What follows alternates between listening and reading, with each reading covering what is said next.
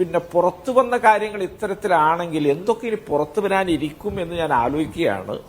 1000-നടുത്ത് സ്ത്രീകളുടെ മാനാഭിമാനത്തേക്കാണ് അദ്ദേഹം പിച്ചു ചീന്തിയിട്ടുള്ളത്.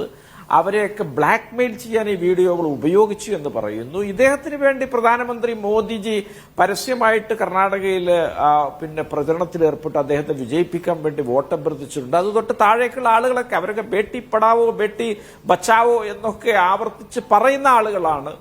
ഇപ്പോ ഇദ്ദേഹത്തിന്റെ ഈ വിഷയങ്ങളൊന്നും ഇപ്പോ BJPയെ സംബന്ധിച്ചിടത്തോളം ഒരു വിഷയമേ അല്ല. നിങ്ങൾ നേരത്തെ പറഞ്ഞല്ലോ, ഇവിടെ ഹോളി നരസിംഹപൂർ എന്ന പിന്നെ നിയമസഭാ മണ്ഡലത്തിലൊരു വിജയേന്ദ്ര ഗൌഡ എന്ന ആള് 2023 തന്നെ അവിടുത്തെ BJPയുടെ സ്റ്റേറ്റ് പ്രസിഡന്റ് വിജയേന്ദ്രക്കും മറ്റുള്ള ആളുകൾക്കൊക്കെ ഇതുമായി ബന്ധപ്പെട്ട മുന്നറിയിപ്പുകൾ നൽകിയതാണ്. 2023 മധ്യം തൊട്ട് കർണാടകയിൽ ഉടനീളം ഈ ഒരു വിഷയത്തിന്റെ അലയൊലികൾ ഉള്ളതാണ്. അദ്ദേഹം നേരത്തെ പറഞ്ഞതുപോലെ കോടതിയിൽ പോയിട്ട് ഇതിന്റെ വീഡിയോ ദൃശ്യങ്ങൾ ഏറെ ചെയ്യരുത് എന്ന ഉത്തരവ് വാങ്ങിയതാണ്. അത്തരമൊരാളെ വീണ്ടും BJP തങ്ങളുടെ സഖ്യത്തിൽ മത്സരിപ്പിക്കുകയാണ്. ഈ BJP ഉയർത്തിപ്പിടിക്കുന്ന നൈതികത, ധാർമ്മികത, അവരുടെ രാഷ്ട്രീയ മൂല്യബോധം, ഇതൊക്കെ അവർ ഉയർത്തിപ്പിടിക്കുന്നതാണ്. അവർക്ക് അങ്ങനെ ഉണ്ട് എന്ന് ഇന്ത്യയിലെ സാധാരണ ജനമൊന്നും കരുതുന്നില്ല. അതൊക്കെ പരസ്യമായിട്ട് ഇവിടെ അനാവൃതമാവുകയാണ്. ഇവരുടെ ഈ കാപഢ്യം, ഇവരുടെ ഈ അവസരവാദമൊക്കെ ജനമധ്യത്തിൽ ഉള്ളി തോല് പൊളിഞ്ഞതുപോലെയായി നിൽക്കുകയാണ്. തീർച്ചയായിട്ടും ഇത് കർണാടകയിൽ അടിസ്ഥാനപരമായിട്ട് തെരഞ്ഞെടുപ്പിനെ സമൂലമായി ബാധിക്കുന്നൊരു വിഷയമാവും. കർണാടകക്ക് പുറത്തും രാജ്യമെങ്ങും ഈ വിഷയം ചർച്ച ചെയ്യപ്പെടും.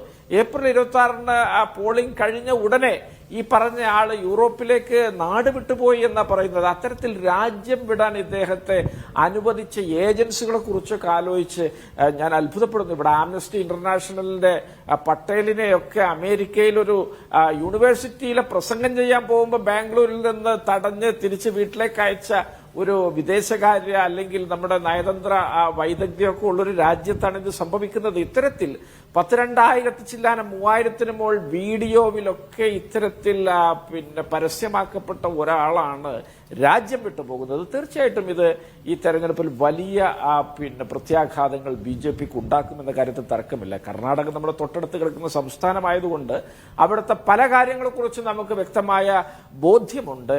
ഞാനൊരു കാര്യം അടിവരയിട്ട് പറയുന്നു, പിന്നെ അജിംസ്, 28 സീറ്റിൽ 1 സീറ്റ് മാത്രമാണ് കർണാടകയിൽ കോൺഗ്രസ് ജയിച്ചിട്ടുള്ളത്.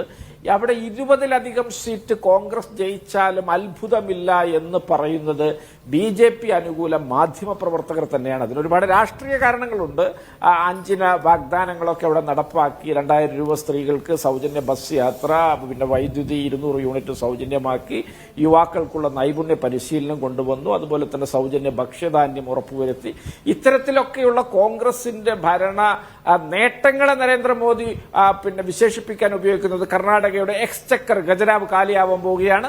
ഏതാനും മാസങ്ങൾക്കുള്ളിൽ നിങ്ങൾ നോക്കിക്കോ, കർണാടകയിൽ സർക്കാർ ജീവനക്കാർക്ക് പോലും ശമ്പളം കൊടുക്കാൻ ഉണ്ടാവില്ല എന്നൊക്കെ പറഞ്ഞാണ് BJP ഇതിനെ എതിർക്കുന്നത്. അവരുടെ ഭരണകാലത്തുടനീളം ജനങ്ങളെ പട്ടിണിയിലേക്കും ദാരിദ്ര്യത്തിലേക്കും തൊഴിലില്ലായ്മയിലേക്കും ഇന്ധനവില വർധനയുടെ തീച്ചൂളയിലേക്കൊക്കെ തള്ളിയിടുന്ന ആളുകൾക്ക് ജനോപകാരപ്രദമായിട്ട് എന്തെങ്കിലുമൊക്കെ ചെയ്യുന്ന സർക്കാരുകളോട് ഇത്തരത്തിലുള്ള പുച്ഛം പരസ്യമായിട്ട് പ്രധാനമന്ത്രി തന്നെ അവിടെ പ്രദർശിപ്പിക്കുകയാണ്. ഈ രേവണ്ണയെക്കുറിച്ച്, പ്രജ്വൽ രേവണ്ണയുടെ ഈ ലീലാവിലാസങ്ങൾ, മദന കാമരാജൻ കഥകളെക്കുറിച്ച്, സ്ത്രീപീഡനത്തെക്കുറിച്ച്, ലൈംഗിക അധിക്ഷേപങ്ങളെക്കുറിച്ച്, രാജ്യം വിട്ട് പോയതിനെക്കുറിച്ച് അവർക്ക് ഒരു തരത്തിലുള്ള അഭിപ്രായവുമില്ല.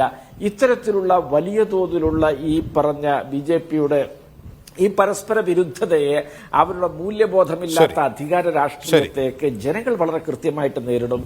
ഇന്ത്യ രാജ്യത്തുടനീളം അതിന് ആനുപാതികമായ ചലനങ്ങളുണ്ട് എന്നുള്ളതാണ് ഏറെ നമ്മളെ